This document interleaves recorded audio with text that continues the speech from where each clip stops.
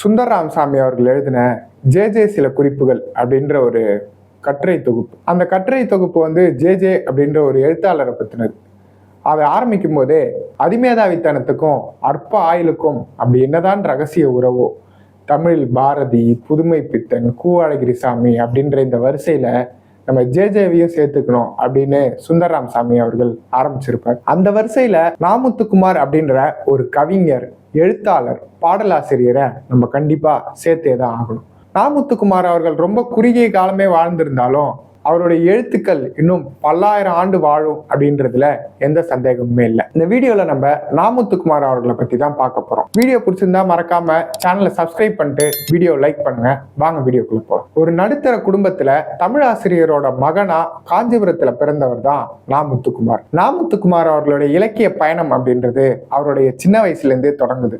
அவருடைய அப்பா புத்தக பிரியர் அப்படின்றதால அவர் வீட்டுல பல புத்தகங்களை வாங்கி குமிச்சு வச்சிருப்பாரு. அதுல இருந்தே அவருடைய வாசிப்பு அப்படின்றது ஆரம்பிக்குது. எழுதினா மட்டும்தான் இலக்கிய பயணம் ஆரம்பிக்குதுன்னு நம்மளால சொல்ல முடியாது.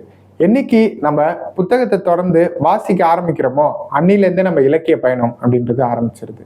நாமுத்துக்குமார் அவர்கள் நகைச்சுவையா ஒரு இடத்துல சொல்லும்போது, ஒரு மூட்டை புத்தகத்தை கொடுத்தா என்னையே எங்க அப்பா கொடுத்துருவாரு அப்படின்றத சொல்லியிருப்பாரு. அந்த அளவுக்கு நாமுத்துக்குமார் அவர்களுடைய அப்பா ஒரு புத்தக பிரியரா இருந்திருக்காரு.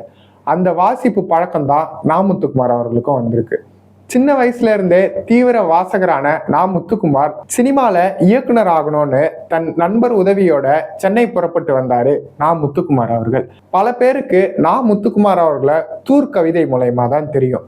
அப்படி அந்த தூர் கவிதையை நீங்க இது வரைக்கும் வாசிக்கலன்னா நிச்சயமா போய் முதல்ல அந்த கவிதையை வாசிச்சுட்டு வந்துருங்க. வேப்பம்பூ மிதக்கும் எங்கள் வீட்டு கிணற்றில் தூர்வாரும் உற்சவம் வருடத்துக்கு ஒரு முறை விசேஷமாய் நடக்கும். ஆழ் நீருக்குள் அப்பா முங்க முங்க அதிசயங்கள் மேலே வரும். கொட்டாங்குச்சி, கோழி, துருப்பிடித்த கட்டையோடு உள்விழுந்த ராட்டினம், வேலைக்காரி திருடியதாய் சந்தேகப்பட்ட வெள்ளி டம்ளர், சேற்றுக்குள் கிளறி எடுப்போம் நிறையவே. சேருடா சேருடா என அம்மா அதற்றுவாள்.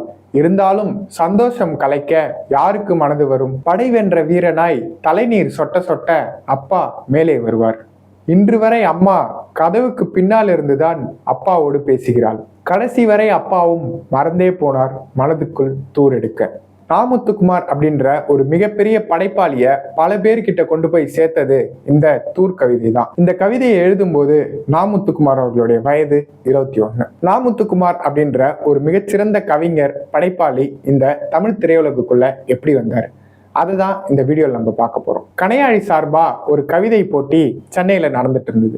அந்த மேடை ஏறின சுஜாதா சிறந்த கவிதைக்கான பரிசை அறிவிக்கிறாரு. அப்போ இந்த தூர் கவிதையை வாசிச்சு காமிச்சிட்டு, தமிழ்ல இருக்கிற சிறந்த கவிதைகள்ல இந்த தூர் கவிதை அப்படின்றது ஒரு முக்கியமான கவிதையா இருக்கும் அப்படின்னு சொல்லிட்டு, இந்த கவிதையை எழுதினவர் இங்க இருப்பாரான்னு தெரியல அப்படின்னு சுஜாதா சொன்னாரு. அப்போ அந்த கூட்டத்துல இருந்த நாமுத்துக்குமார் கையை தூக்கி மேடை ஏறினாரு. அந்த தூர் கவிதை மூலயமா தான் நாமுத்துக்குமார் அப்படின்ற ஒரு கவிஞன் எல்லாருக்கும் அறிமுகமானாரு. அப்போ அந்த கூட்டத்துல இருந்த ஒரு வாசகர் தூர் கவிதை பிடிச்சு போய் 1000 ரூபாய் நாமுத்துக்குமாருக்கு அன்பளிப்பா கொடுத்தாரு. அப்படி கொடுத்த போதும் அந்த கணையாழி விழாவுக்கு 500 ரூபாயை நன்கொடையா கொடுத்துட்டு மீதி 500 ரூபாயை எண்ணி பாக்கெட்ல வச்சுக்கிட்டாரு நாமுத்துக்குமார். நாமுத்துக்குமார் அப்படின்றவரு ஒரு மிகச்சிறந்த படைப்பாளி, மிகச்சிறந்த அறிவாளி. ஆங்கிலத்தை சொல்லணும்னா ஒரு இன்டலெக்சுவலான மனிதர் அப்படின்னு சொல்லலாம். ஆனா ஒரு நாளும் அவர் இன்டலெக்சுவல் அப்படின்றத அவருடைய பாடல் வரிகள்ல காமிச்சதே கிடையாது. அதை ஆழ்ந்து நம்ம யோசிக்கும் போது அவர் எவ்வளோ அறிவில் சிறந்தவர்னு நமக்கு தெரியும். ஆனா அவர் பாடல்கள் என்னைக்குமே எளிய மனிதர்களுக்கு புரியறதாகவும் அவர்கள் மனதுகளை தொடக்கூடிய வகையிலேயும் தான் இருக்கும். ஆரம்பத்துல சினிமால இயக்குனர் ஆகணும்னு வாய்ப்பு தேடி சென்னைக்கு வந்தவர் தான் நாமுத்துக்குமார். பாலு மகேந்திரா அவர்கள் கிட்ட உதவி இயக்குனரா போய் சேர்ந்தாரு நாமுத்துக்குமார் அவர்கள். என்னதான் நாமுத்துக்குமார் அவர்கள் பாலு மகேந்திராவை முதல் முறையா பார்க்க போய் சேர்ந்திருந்தாலும், கணையாழி விழால தூர் கவிதை மூலயமா பாலு மகேந்திராக்கு நாமுத்துக்குமார் அதுக்கு முன்னாடியே அறிமுகமாயிருந்தாரு. பாலு மகேந்திராவும் நாமுத்துக்குமார் அவர்களை உதவி இயக்குனரா சேர்த்துக்கிட்டாரு. அப்படி பாலு மகேந்திரா அவர்களோட இணைஞ்சு உதவி இயக்குனரா பல படங்கள்ல பணியாற்றி இருந்தாலும் அவரு பாடலாசிரியர் ஆகணும், கவிஞர் ஆகணும், வசனகர்த்தாவாகணும் அப்படின்ற ஒரு எண்ணத்தோட பாலு மகேந்திரா கிட்ட இருந்து விடை பெற்றாரு. என்னதான் பாலு மகேந்திராக்கு நாமுத்துக்குமார் முதல் பாடல் தன்னோட படத்துல எழுதணும்னு ஆசைப்பட்டிருந்தாலும் அந்த முதல் வாய்ப்பை கொடுத்தது யார் தெரியுமா? இன்றைய நாம் தமிழர் கட்சியின் ஒருங்கிணைப்பாளரும் அன்றைய இயக்குனருமான செந்தமிழன் சீமான் அவர்கள். அவர் இயக்குன வீரநடை திரைப்படத்துல தான் முதல் பாடலை நா. முத்துக்குமார் அவர்கள் எழுதினாரு. என்னதான் சீமான் அவர்களோட வீரநடை படத்துல நா. முத்துக்குமார் அவர்கள் அவரோட முதல் பாடல் எழுதியிருந்தாலும் அந்த படம் ரிலீஸ் ஆகிறதுக்குள்ளேயே கிட்டத்தட்ட 40 படங்கள் கமிட் ஆயிருந்தாரு நா. முத்துக்குமார் அவர்கள். அது மட்டும் இல்லாம இசையமைப்பாளர் தேவா எங்க போனாலும் நா. முத்துக்குமார் அவர்களை பத்தி புகழ்ந்து அவரை எல்லா சினிமா கம்பெனிகள்லயும் பாடல் எழுதுறதுக்கு ரெக்கமெண்ட் பண்ணிட்டே இருந்திருக்காரு. யுவன் சங்கர் ராஜா இன்னைக்கு பல படங்கள்ல இசையமைச்சுக்கிட்டு இருந்தாலும் பழைய யுவன் எங்கன்னு பல பேர் கேட்கிறாங்க. எனக்கு என்னமோ பழைய யுவன் வெளியே வர்றதுக்கு முக்கியமான காரணம் நா. முத்துக்குமார் கூட இல்லையோ அப்படின்னு தோணிக்கிட்டே இருக்கும்.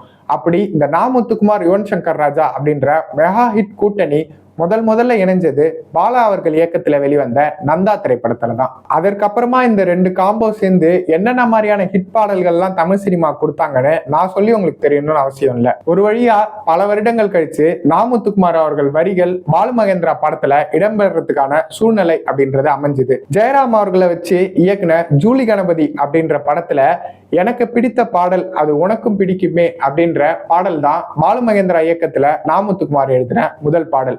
நா. முத்துக்குமார், யுவன் சங்கர் ராஜா, செல்வராகவன், பாலா அவர்கள் இயக்கத்துல வெளிவந்த நந்தா திரைப்படம் வெளிவந்த அதே ஆண்டு இந்த 3 பேர் காம்பினேஷன்ல வெளிவந்த திரைப்படம் தான் காதல் கொண்டேன். காதல் கொண்டேன் படத்துல வர்ற ஒவ்வொரு பாடலும் அந்த படத்துக்கு ஒரு முகவரியாவே அமைஞ்சுது.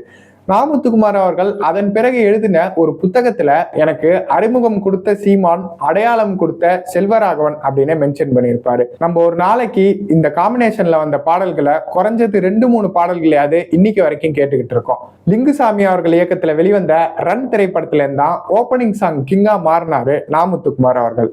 அந்த படத்துல ஓப்பனிங் சாங் எழுதினதுல இருந்து அதன் பிறகு எந்த படம் வெளிவந்தாலும் அந்த படத்துக்கான ஓப்பனிங் சாங் நா. முத்துக்குமார் அவர்கள் தான் எழுதுவாரு. நா. முத்துக்குமார் அவர்களுடைய வரிகள்லாம் ரொம்ப எளிமையானது நம்ம பார்த்துக்கிட்டே வரோம்.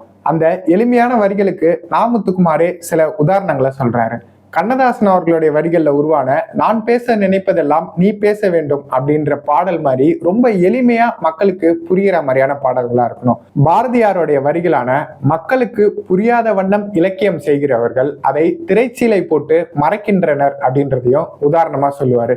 மக்களுக்கு எளிய வகையில புரியும் வண்ணமா தன்னுடைய வரிகளும் கவிதைகளும் பாடல்களும் இருக்கணும்னு என்னைக்குமே பாரதியார் அவர்களையும் கண்ணதாசன் அவர்களையும் பாட்டு நம்ம கத்துக்கணும்னு அவருடைய பாடல்களுக்கு அவங்கள உதாரணமா விளக்கியிருப்பாரு. நா. முத்துக்குமார், ராம் இந்த காம்பினேஷன்ல வந்த பல பாடல்கள் இன்னி வரைக்கும் நம்ம மனதுக்குள்ள ஓடிக்கிட்டே இருக்கும். நா. முத்துக்குமார், ராம் காம்பினேஷன்ல வெளிவந்த தங்க மீன்கள் திரைப்படத்துல வந்த ஆனந்த யாழை மீட்டுகிறாள் இந்த பாடலை ஒரு அப்பா மகளுக்கான பாடலா அந்த திரையில தோன்றி இருக்கும். ஆனா இத எந்த உறவோட நம்ம பொருத்தி பார்த்தாலும் சரியா பொருந்தும் பாடலா இந்த பாடல் அமைஞ்சிருக்கும். இந்த பாடலுக்காக 2013 சிறந்த வரிகளுக்கான தேசிய விருதையும் நா. முத்துக்குமார் வாங்கினாரு. தொடர்ந்து அடுத்தடுத்த வருடம் 2 தேசிய விருதை நா. முத்துக்குமார் வாங்கியிருக்காரு. 2014ஆம் ஆண்டு சைவம் திரைப்படத்துல இடம்பெற்ற அழகே அழகு அப்படின்ற பாடலுக்கான தேசிய விருதையும் நா. முத்துக்குமார் வாங்கியிருக்காரு. தமிழக அரசு விருது, தேசிய விருது, பிலிம்பேர் விருதுன்னு நா. முத்துக்குமார் அவர்கள் வாங்காத விருதுகளே கிடையாது. பவா செல்லத்துறை அவர்கள் நா. முத்துக்குமாரை பத்தி சொல்லும்போது நா. முத்துக்குமார் அவர்களுக்கு கடைசி வரை அவர் ஒரு கவிஞரா பாடலாசிரியரா அப்படின்ற ஒரு டைலமோ இருந்துட்டே இருந்தது அப்படின்னு சொல்லியிருப்பாரு. பொதுவா உதவி இயக்குனர்களுக்கு பாடல் வரிகள் வந்துட்டா அதுக்கான விஷுவல்ஸை யோசிக்கிறத வேலையா கொடுப்பாங்க. ஆனா நா. முத்துக்குமார் பாடலாசிரியரா வந்துட்டா அதுக்கான விஷுவல் யோசிக்கிறதுக்கான அவசியமே நமக்கு இருக்காது. அவருடைய பாடல்கள்லயே அவ்வளோ காட்சிகள் கொட்டி கிடக்கும். நா. முத்துக்குமார் அவர்களுடைய பாடல் வரிகள்ன்றது அருமையான காட்சிகளை கொன்ற ஒரு கவிதை குவியலா தான் என்னைக்குமே இருந்திருக்கு. தமிழ் சினிமாலேயே எண்ணிக்கையிலையும் சரி தரத்திலையும் சரி அதிகமான பாடல்களை எழுதின ஒரே பாடலாசிரியர்னா அது நா. முத்துக்குமார் அவர்கள் தான். தமிழ் மட்டும் இல்லாம நா. முத்துக்குமார் ஆங்கிலத்திலையும் சிறந்த ரசனையும் புலமையும் கொண்ட ஒரு நபர். ஆங்கிலத்துல அவரு சில்க் சிட்டி, பட்டு நகரம் அப்படின்னு காஞ்சிபுரத்தை பேஸ் பண்ண ஒரு நாவல் எழுதணும் அப்படின்றது அவருடைய ஒரு கனவா இருந்திருக்கு. பொதுவா நம்ம நா. முத்துக்குமார் அவர்களை பார்க்கும்போது ஒரு பாடலாசிரியர்ன்ற கண்ணோட்டத்திலேயே பார்க்கிறோம். ஆனா அவர் ஒரு மிகச்சிறந்த எழுத்தாளர் மற்றும் மிகச்சிறந்த கவிஞர். அவருடைய பல கவிதை தொகுப்புகள் வெளிவந்திருக்கு. உதாரணத்துக்கு பச்சையப்பன் கல்லூரியிலிருந்து ஒரு தமிழ் வணக்கம், பட்டாம்பூச்சி விற்பவன், ராமுத்துக்குமார் கவிதைகள், அணிலாடும் முன்றில், நியூட்டனின் 3ஆம் விதி போன்ற பல சிறந்த கவிதை தொகுப்புகள் நாமுத்துக்குமார் அவர்களை பத்தி இருக்கு. நாமுத்துக்குமார் அவர்கள் அவருடைய கவிதைகளை தான் காட்சிகளா பாடல்களா நமக்கு தொகுத்து கொடுத்திருக்காரு. ஆரம்பத்துல அவர் இயக்குனர் கனவோட தான் இங்க வந்தாரு. அப்படி அவருக்கு ஒரு திரைப்படத்தை இயக்கணும் அப்படின்ற ஒரு கனவுமே இருந்திருக்கு. நாமுத்துக்குமார் அவர்கள் அவர் பையனுக்கு எழுதின ஒரு கடிதத்தை 9ஆம் வகுப்பு பாட புத்தகத்துல கொடுத்து அவருக்கு பெருமை சேர்த்திருக்காங்க. பவா செல்லதுரை நாமுத்துக்குமாரோடைய சிறப்பு அப்படின்னு சொல்லும்போது அவருடைய வரிகள், பாடல்கள், கவிதைகள், எழுத்துகள் அப்படின்றத தாண்டி ஒரு மிகச்சிறந்த வாசகர் அப்படின்றத தான் பவா செல்லதுரை நாமுத்துக்குமாரோடைய முதல் பெருமையா சொல்லுவாரு. பல பேர் அவர்களுடைய வாழ்க்கையில உச்சத்தை அடைஞ்சதும் அவர்களை விட்டு விலகிற முதல் பழக்கம் அப்படின்றது வாசிப்பு தான்.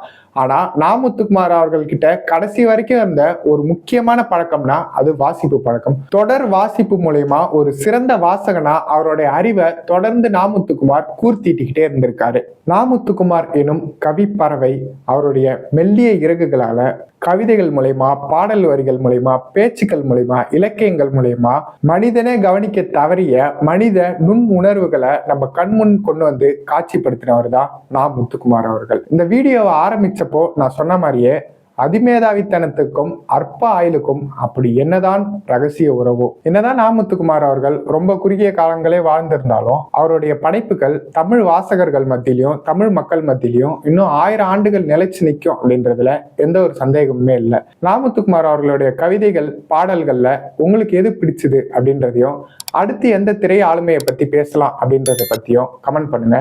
நன்றி.